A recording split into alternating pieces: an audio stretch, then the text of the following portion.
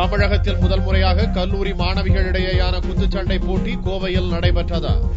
கோவை மண்டல அண்ணா பல்கலைக்கழகத்தின் கீழ் செயல்படும் 33 இன்ஜினியரிங் கல்லூரிகளிடையே மண்டல அளவிலான குத்துச்சண்டை தகுதி தேர்வு போட்டி கோவை கற்பகம் பொறியியல் கல்லூரி வளாகத்தில் நடைபெற்றது.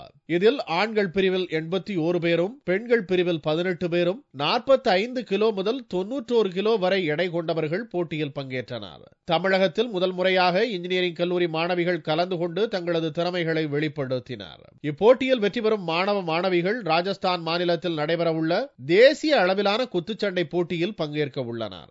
இந்த போட்டியானது 11 கேட்டகரி அவருடைய எடைக்கு தகுந்த பிரிக்கப்பட்டு 11 பிரிவாக பிரிக்கப்பட்டு 11 பிரிவுகளும் போட்டிகள் நடைபெறுகிறது. முதலாவது இடத்தில் வரும் மாணவ மாணவிகள் மேற்கூறிய ஆல் இண்டியா அளவில் நடைபெறும் போட்டியில் பங்கேற்பார்கள். முதல் முறையாக தமிழகத்தில் பெண்கள் குத்துச்சண்டை போட்டியில் பங்கேற்ற மாணவிகள் ஏற்கனவே தற்காப்பு கலையான கராத்தே தெரிந்திருப்பதால் குத்துச்சண்டை போட்டியில் பங்கேற்க உதவியாக இருப்பதாக தெரிவித்தனர். நான் சின்ன வயசுல கராத்தே ஆக்டிவிட்டிஸ்ல எல்லாம் ரொம்ப கலந்துட்டு அதுலயும் பெல்ட்ஸ் எல்லாம் வாங்கியிருக்கேன்.